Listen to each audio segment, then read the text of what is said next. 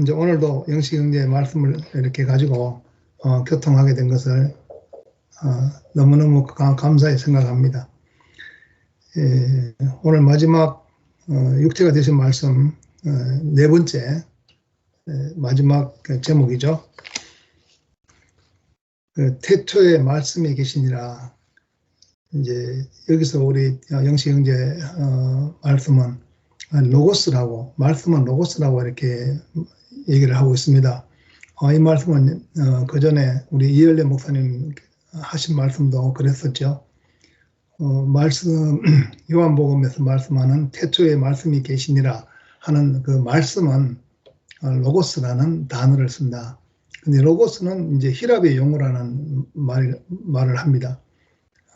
로고스라는 말은 히랍의 철학적 용어라고 할 수 있겠죠. 그것은 우주가 돌아가는 그 근본된 원리를 뜻하는 것입니다. 그래서 그 로고스라는 말을 해야 일단은 히랍인들 안에서 이해가 되기 때문에 우선 로고스라는 말을 사용할 수밖에 없는 것이죠. 우리 한국도 마찬가지로 보면은 기독교가 들어왔을 때 그 하나님이라고 하면은 우리 한국 사람들은 옛날부터 천지신명께 대해서 이렇게 가지고 있는 개념이 있죠. 그 하늘님 사상. 그래서 정화수를 이렇게 떠놓고 또 나무 밑에서 기도하고 하던 그런 소원을 빌고 하던 그런 하늘님 사상이 우리나라에도 한국에서도 있었던 것입니다. 그러니까 히랍 사람들은 또 한국 사람들은 그 유대 땅에서 나온 여호와 하나님에 대한 어떤 그 개념이나 그 생각이 전혀 있을 수가 없죠. 그러니까 그 사마리아 여자한테도 그런 말씀을 하셨습니다. 수가성의 여인한테 당신은 참 예언자입니다. 그럼 내가 한 가지 묻겠습니다. 우리 조상들은 이 그리심산에서 예배하였고 당신네는 예루살렘에서 예배하는 것이 옳다고 하는데 어디서 예배해야 옳습니까? 하고 이렇게 물은 여인의 질문이 있습니다. 그렇게 물었을 때에 예수님 하신 말씀이 이 산에 서서 말고 예루살렘에도 하지 말라. 그 아버지께 참으로 예배할 때가 온다. 아버지께 참으로 그 진정으로 예배할 때가 온다. 아버지께 예배할 때가 곧 이때라는 것이죠. 그러니까 아들로서 아버지께 예배가 된다는 거죠. 그러니까 그 예배라는 말은 하나님을 만족케 하는 것이고 하는 거죠. 그래서 사마리아 여자들은 이스라엘의 그 혼혈 민족인데 그러니까 하나님에 대한 어떤 개념이 있을 거 아니겠습니까? 그럼에도 불구하고 뭐라고 말씀하시냐면은 그 다음에 너는 모르는 것을 예배하고 우리는 아는 것을 예배한다고 그러셨습니다. 그러니까 모른다고 한다는 것을 보면은 그 사마리아 여자 그 수가성의 여인이 모른다는 거죠. 그래서 너희들 생각에 옳은 대로 예배를 하고 있다는 것입니다. 근데 그 구원은 어디에서부터 나오냐 하면은 어디에 하시는 말씀이 구원은 유대인에게부터 나온다. 그렇게 말씀하고 있습니다. 그러니까 이스라엘을 통해서 아브라함의 하나님, 이삭의 하나님, 야곱의 하나님, 그리고 그 이스라엘의 하나님. 그러니까 애굽 땅, 그 바로의 노예된 땅에서 그 이스라엘을 갖다가 거기서 구원해낸 나는 너희 하나님 여호와라 하는 그 여호와 하나님의 말하자면 그러한 경험된 하나님, 그런 경험된 하나님은 바로 이스라엘 그 사람들에게서밖에 나올 수 없었던 것입니다. 그러니까 예루살렘 성의 성전에 와야 그 하나님을 만날 수 있다고 하는 그 사상 속에서 그 하나님이 결국은 성전 안에 거하시는 것이 아니라 돌로 지은 성전 안에 거하시는 것이 아니라 인격이신 예수 안으로 옮기셨다는 거죠. 예. 그러니까 그러한 어떤 역사성을 가지고 있는 그 백성에게서 그 구원의 하나님이 나타난다. 이제 그런 말씀을 하고 있는 것입니다. 그러니까 이 로고스라는 말을 사용하는 것도 이 전혀 그런 개념이 없는 사람들에게 이러한 생명의 하나님을 갖다 전해주기 위해서 그 로고스라는 말을 사용했지만은 그 로고스 그 히랍의 그 로고스라는 사상하고는 사실 하나도 맞지 않는 것이죠. 그 한국인들의 하늘님 사상하고는 전혀 별개의 것이죠. 그렇지만은 마치 그 처음에 땅이 혼돈하고 공허하며 흑암이 깊음이 있고 하나님이시는 수면을 운행하더라. 그 말은 그 하나님이 그 땅을 만나지 못한 상태를 말하고 있는 거잖아요. 땅이 드러나지 않으니까 하나님과 땅과 완전히 별개로 있고 땅은 하나님의 생기를 받지 못한 상태. 예, 그러니까 로고스란 말을 사용함으로써 그 하나님이 그 수면을 운행하시는 그런 상태를 지금 나타내고 있는 것입니다. 그러니까 자기 땅에 왔지만 자기 백성이 영접지 아니하더라 하는 것이죠. 왜 그런가 하면 그나마 이스라엘은 그 율법을 받았습니다. 율법을 하나님의 마음이 담긴 율법을 받았는 거죠. 그 율법이 하나님의 살아있는 말씀이었죠. 그 처음에 모세에게 선포될 때는 그것이 바로 하나님의 레마였습니다. 레마, 살아있는 말씀이었습니다. 그런데 그것이 돌판에 기록이 되고 그것이 지켜야 할 어떤 법이 되었을 때 이거를 반드시 지켜야 한다 하는 어떤 법이 되었을 때 그때 이제 로고스, 기록된 것이 된 것이죠. 기록된 것. 예. 그리고 이것을 내가 지키지 않으면은 죄가 되고 지키지 않으면 내가 벌을 받고 그런 것이 된 것이죠. 그러니까 내가 마음이 없어도 율법이기 때문에 지켜야 한다 하는 것은 기록된 것이라고 할 수 있죠. 그러니까 레마로 발하여진 말씀이었지만 그것을 갖다가 안 지키면은 안 되는 그 법이 됐을 때 그럴 때에 그것이 나에게 지식이 되는 것이죠. 그 지식이 되면은 하나님이 그 살게 하려고 주신 그 레마인 그 율법이라 할지라도 사람을 죽이는 도구가 될 수 있다는 것입니다. 사람을 살게 하지 못하고 그 율법을 가지고 사람을 심판하고 또 정죄하고 그러므로 인해서 또 서로 죽고 죽이고 하는 그런 것이죠. 그런데 그 레마인 말씀은 살게 하는 말씀이죠. 살게 하는 말씀이고 살리는 말씀이고. 그러니까 사실 율법을 준 것은 사람들을 함께 서로 더불어서 함께 잘 살게 하시려고 하는 그 마음을 주신 것입니다. 그런데 그 마음을 주신 것인데 그 마음을 살려야 할 텐데 그 마음을 살리는 것보다는 벌에 더 강점을 두게 되면은 가늠하다 현장에서 붙잡혀서 이렇게 그 여자를 돌로 치려고 예수님 앞에 데리고 왔잖아요. 그런데 예수님은 성경에도 없는 말씀을 하셨어요. 너희 중에 죄 없는 사람이 돌로 쳐라 하니까 그러니까 자기들 이렇게 생각해 보니까 나이 많은 사람부터 시작해서 젊은 사람까지 그 치려고 하던 돌을 놓고 돌아갔다는 것입니다. 그걸 이렇게 보면 이 율법이라는 것을 사용해서 사람을 죽이고 심판하고 하는 건 그걸 이제 사람들이 더 중요하게 생각하고 사람을 살리는 데 사용을 하는데 인색하다는 것이죠. 그래서 율법은 누가 사용하느냐에 따라서 그 살게 하기도 하고 죽게 하기도 하고 그런 것입니다. 근데 그거에 이제 어떤 내 하나님 같이 된 사람의 뜻에 의해서 내가 곧 하나님이다 이렇게 된 사람에 의해서 사용이 되면은 수많은 사람이 죽게 되는 겁니다.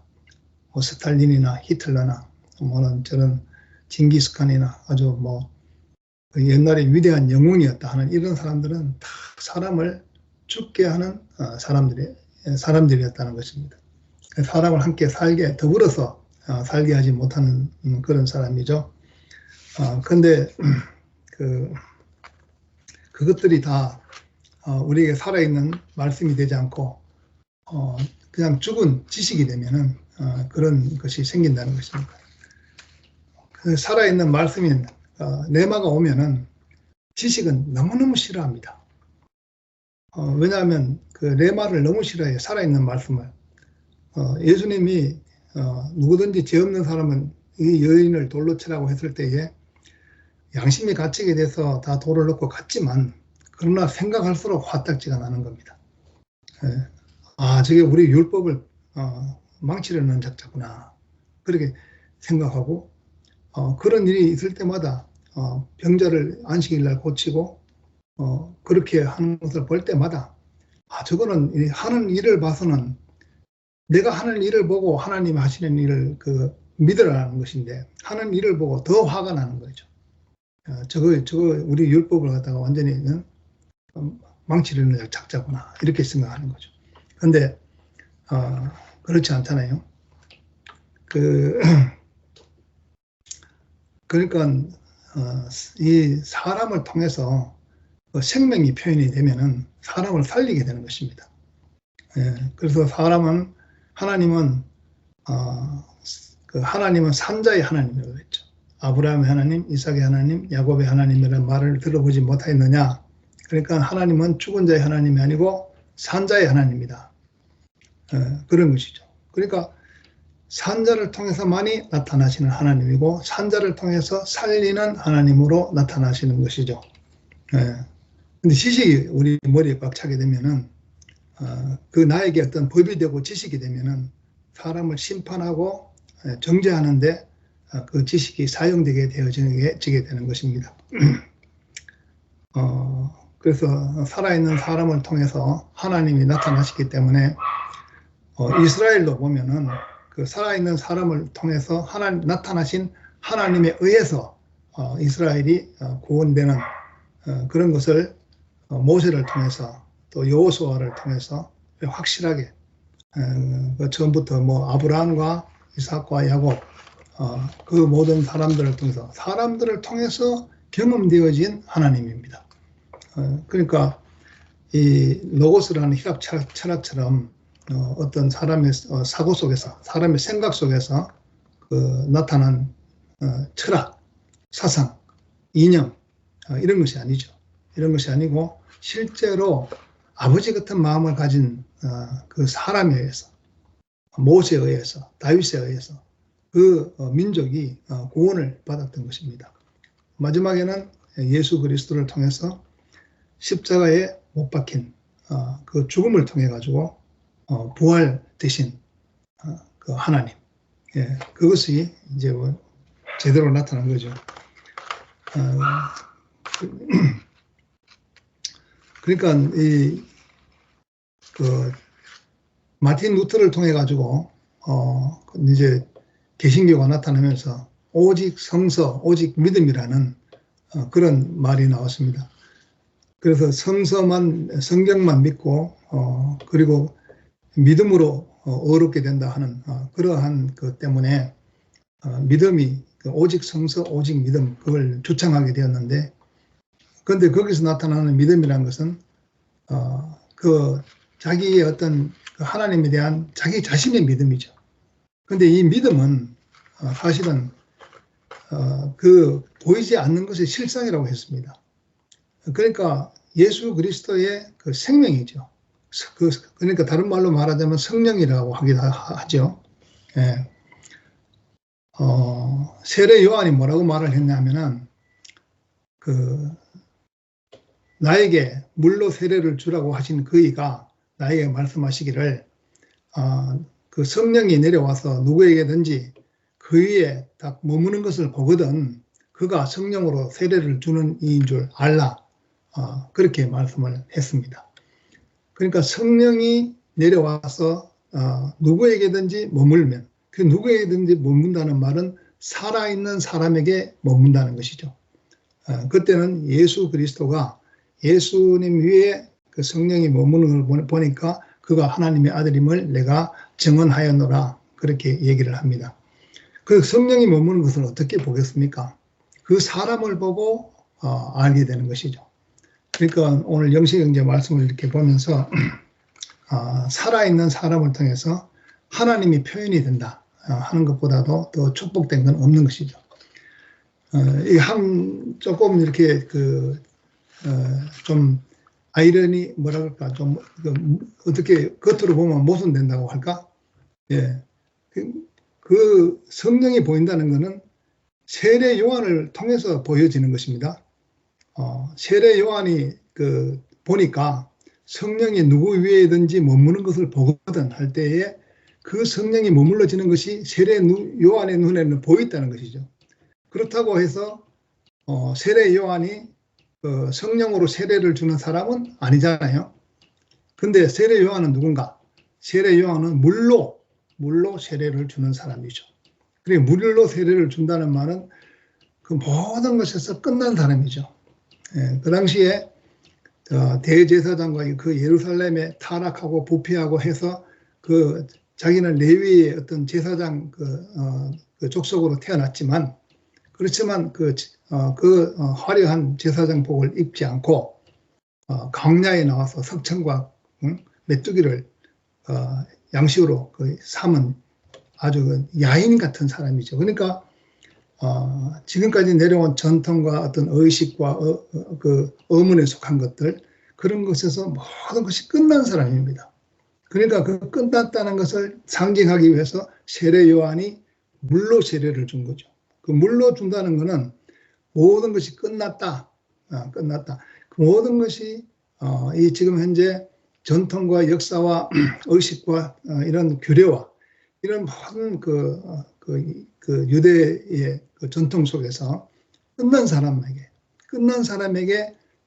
그 끝난 사람에게 성령이 내려와서 머무는 사람이 눈에 보인다는 것입니다. 그러니까 죽음과 그 부활, 끝난 사람과 그 새롭게 되는 사람은 그 경계선상에 있다고 봐야죠. 예, 경계선상에 있다고 봐야죠. 그러니까 뭐든 하나도 버릴 것이 하나도 없습니다. 예, 하나님을 우리가 눈으로 볼 수는 없지만은 그러나 성령이 그에게서 내려서 그 머무는 것을 볼 수는 있다는 것입니다. 그러니까 우리 사람은 어디까지나 사람의 자리에 있는 거죠. 하나님이 사람을 주시고 힘이 기뻐했다 그랬잖아요. 그리고 우리는 사람은 하나님이 정해주신 그 피조물이 위치에 있다는 거죠. 지어진 인생이다. 그 숨이 코에 붙은 인생이다. 그러니까 내가 주인인 인생이 아니고 나는 그 하나님으로부터 부여받은 그 육체를 가진 인생인데 하나님이 사용하시기 위해서 우리를 지으셨다는 겁니다. 그래서 하나님이 사용하시니까 내가 하나님의 사용하심에 따라서 열심히 움직여야 되겠다. 뭐 그렇게 하는 거 보면은 또 자기의 각자 맡은 그 분량이 있어가지고 너무 내 이상으로 내가 움직인다 하더라도 그것이 이상의 분수를 벗어나게 되는 것이고 또 나 이하로 그렇게 하는 것도 분수에 벗어나게 되는 것이고 나 이상도 나 이하도 아닌 자기의 분량만큼이라는 그 생명의 분량이 다 있더라고요. 그래서 그냥 그 있는 대로 인정하게 되는 그 가운데서 하나님의 생명이 표현되는 성령이 그에게 머무르는 성령이 사람이 자리에 있으면 성령이 머무르게 되는 것입니다. 그렇다고 해서 이 육체는 한계가 있기 때문에 어떤 때가 되면은 성령이 떠나갈 수가 있습니다. 예, 그러면은 또 육체로 남는 거죠. 그러니까 우리는 빈 그릇입니다. 빈 그릇이고 빈그릇이고 긍휼이 필요하다는 것은 바로 하나님의 은혜가 필요한 인생이라는 것입니다. 하나님의 생명이 머무르게 되면 머무르는 것이 육체고, 그 생명과 육체가 하나가 돼서 표현이 될 때는 바로 그리스도가 되는 것이죠. 그래서 하나님을 표현하는 인생이 되는 것입니다. 그런데 육체는 한계를 가지고 있기 때문에 언제나 그 성령이 우리 육체와 함께 있는 것은 아니라고 봅니다. 그러니까 우리 육체는 빈 그릇이고, 우리 빈 그릇인 우리 육체가 있을 때에 항상 은혜 아래 하나님의 긍휼의 손길 위에 우리가 있다는 것이죠. 그러니까 우리가 인도함을 받는 인생이라는 것입니다. 오늘도 지금 현재도 우리의 각자에게 성령이 임한다, 하나님의 생명이 임한다, 하나님의 표현이 된다 하는 그것이 참 인생으로 태어난 그 용도다. 그래서 우리가 저 사람은 왜 저래, 저 사람은 저러면 안 되는데 그런 것이 없잖아요. 그냥 있는 대로 인정하고 사는 것이죠. 있는 대로. 그러니까 있는 대로 인정하고 살아가는데 하나님의 쓰심이 된다는 겁니다.